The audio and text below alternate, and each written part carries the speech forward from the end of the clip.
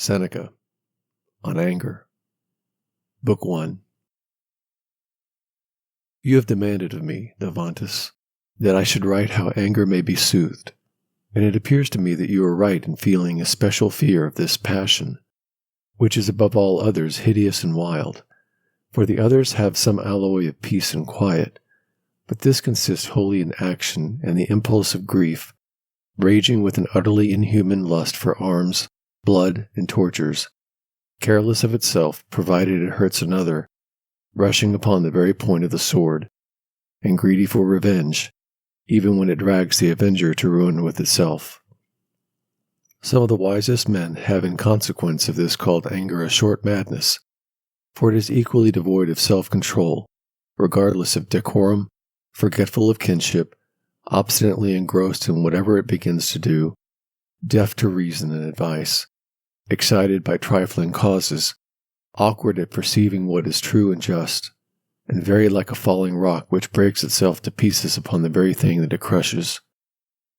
That you may know that they whom anger possesses are not sane, look at their appearance, for there are distinct symptoms which mark madmen, such as a bold and menacing air, a gloomy brow, a stern face, a hurried walk, restless hands, changed color, quick and strongly drawn breathing.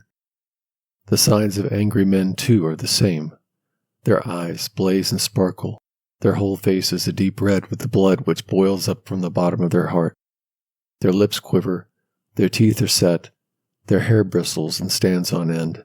Their breath is labored and hissing. Their joints crack as they twist them about. They groan, bellow, and burst into scarcely intelligible talk. They often clap their hands together and stamp on the ground with their feet, and their whole body is highly strung and plays those tricks which mark a distraught mind, so as to furnish an ugly and shocking picture of self-perversion and excitement. You cannot tell whether this vice is more execrable or more disgusting. Other vices can be concealed and cherished in secret. Anger shows itself openly and appears in countenance, and the greater it is, the more plainly it boils forth. Do you not see how in all animals certain signs appear before they proceed to mischief, and how their entire bodies put off their usual quiet appearance and stir up their ferocity? Boars foam at the mouth and sharpen their teeth by rubbing them against trees. Bulls toss their horns in the air and scatter the sand with blows of their feet. Lions growl. The necks of enraged snakes swell. Mad dogs have a sullen look. There is no animal so hateful and venomous by nature that it does not, when seized by anger, show additional fierceness. I know well that the other passions can hardly be concealed, and that lust, fear, and boldness give signs of their presence, and may be discovered beforehand. For there is no one of the stronger passions that does not affect the countenance. What then is the difference between them and anger? Why, that the other passions are visible, but that this is conspicuous. 2. Next, if you choose to view its results and the mischief that it does, no plague has cost the human race more dear. You will see slaughterings and poisonings, accusations and counter-accusations, sacking of cities, ruin of whole peoples, the persons of princes sold into slavery by auction, torches applied to roofs, and fires not merely confined within city walls, but making whole tracts of country glow with hostile flame. See the foundations of the most celebrated cities hardly now to be discerned. They were ruined by anger. See deserts extended for many miles without inhabitants. They have been desolated by anger. And see all the chiefs whom tradition mentions as instances of ill fate. Anger stabbed one of them in his bed, struck down another, though he was protected by the sacred rights of hospitality, tore another to pieces in the very home of the laws and in sight of the crowded forum, bade one shed his own blood by the parricide hand of his son, another to have his royal throat cut by the hand of a slave, another to stretch out his limbs on the cross.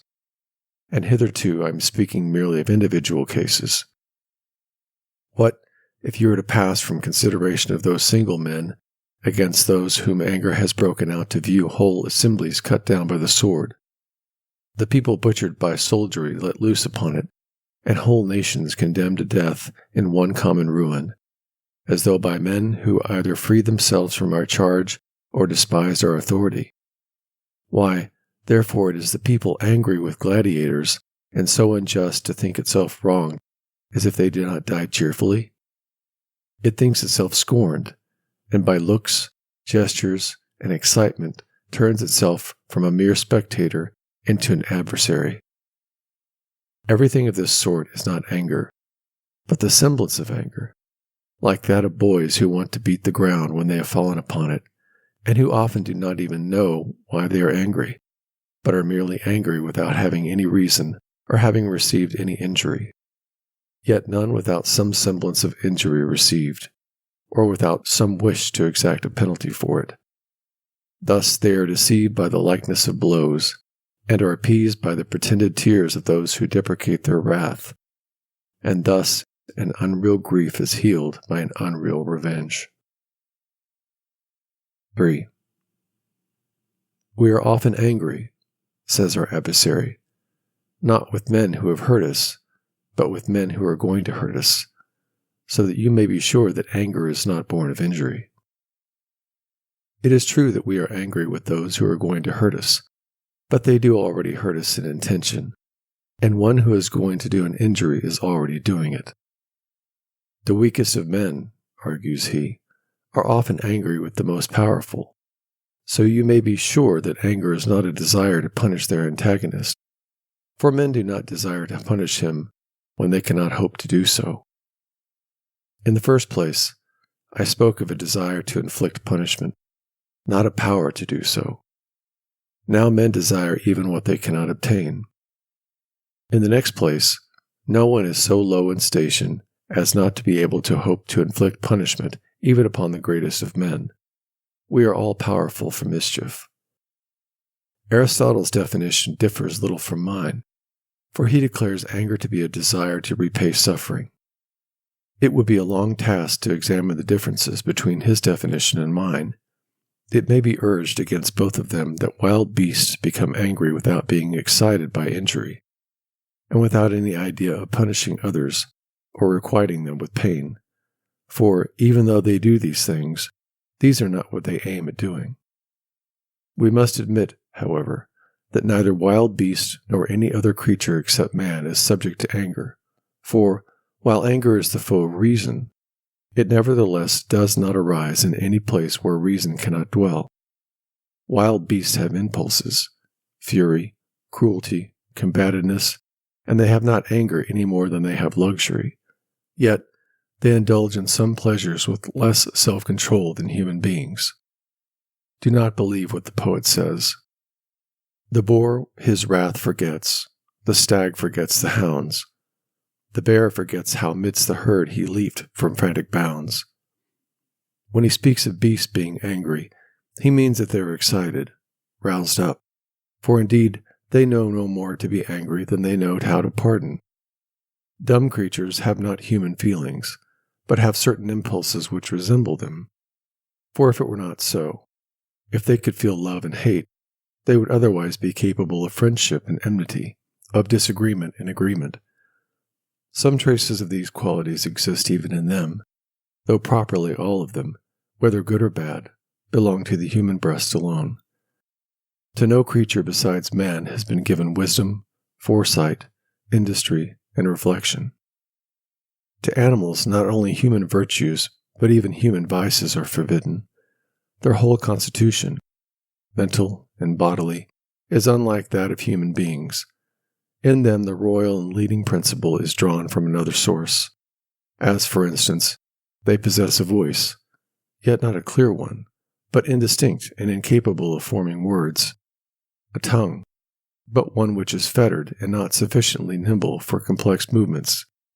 So, too, they possess intellect, the greatest attribute of all, but in a rough and inexact condition. It is, consequently, able to grasp those visions and semblances which rouse it to action, but only in a cloudy and indistinct fashion. It follows from this that their impulses and outbreaks are violent, and that they do not feel fear, anxieties, grief, or anger, but some semblances of these feelings, Wherefore they quickly drop them and adopt the converse of them. They graze after showing the most vehement rage and terror, and after frantic bellowing and plunging, they straightway sink into quiet sleep. 4. What anger is has been sufficiently explained. The difference between it and irascibility is evident.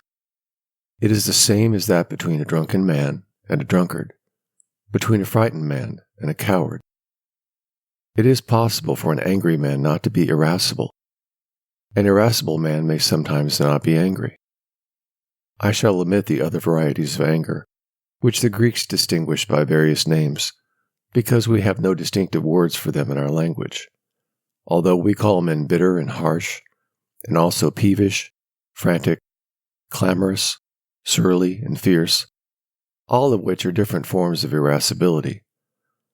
Among these you may class sulkiness, a refined form of irascibility, for there are some sorts of anger which go no further than noise, while some are as lasting as they are common.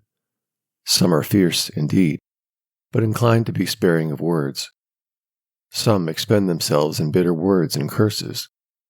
Some do not go beyond complaining and turning one's back. Some are great, deep-seated, and brood within a man. There are 1,000 other forms of multiform evil. 5.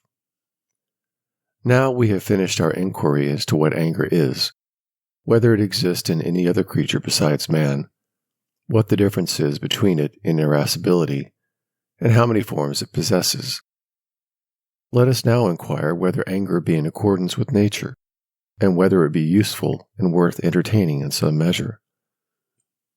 Whether it be according to nature will become evident if we consider man's nature, than which is more gentle than while it's in its proper condition. Yet what is more cruel than anger? What is more affectionate to others than man? Yet what is more savage against them than anger? Mankind is born for mutual assistance, anger for mutual ruin. The former loves society, the latter estrangement. The one loves to do good, the other to do harm.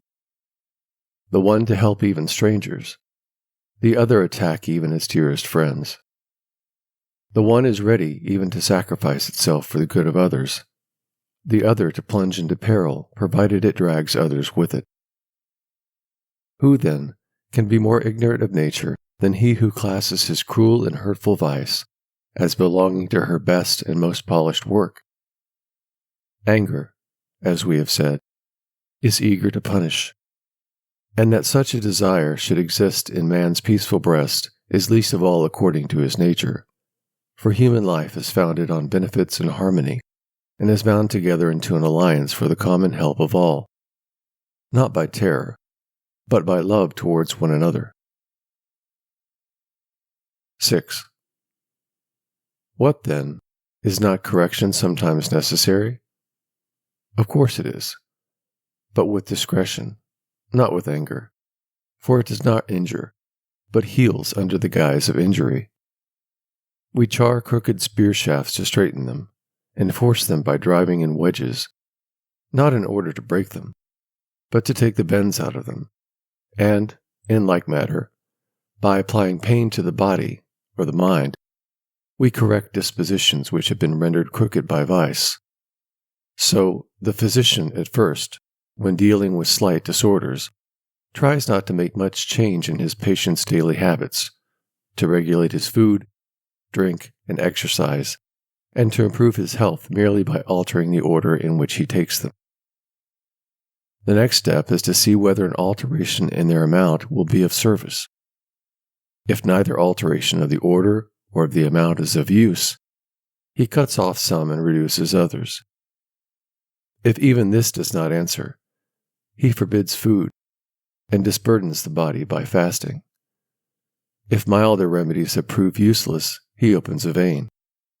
If the extremities are injuring the body and infecting it with disease, he lays his hands upon the limbs, yet none of his treatment is considered harsh if its result is to give health.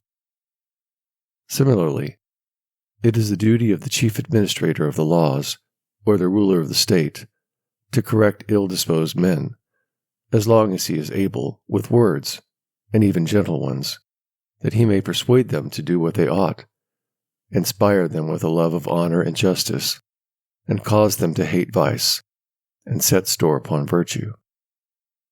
He must pass on to severe language, still confining himself to advising and reprimanding. Last of all, he must betake himself to punishments, yet still making them slight and temporary. He ought to assign extreme punishments only to extreme crimes. Not one may die unless it be even to the criminal's own advantage that he should die. He will differ from the physician in one point alone, for whereas physicians render it easy to die for those to whom they cannot grant the boon of life, he will drive the condemned out of life with ignominy and disgrace, not because he takes pleasure in any man's being punished, for the wise man is far from such inhuman ferocity, but that they may be a warning to all men, and that, since they would not be useful when alive, the state may, at any rate, profit by their death. Man's nature is not, therefore, desirous of inflicting punishment. Neither, therefore, is anger in accordance with man's nature, because that is desirous of inflicting punishment.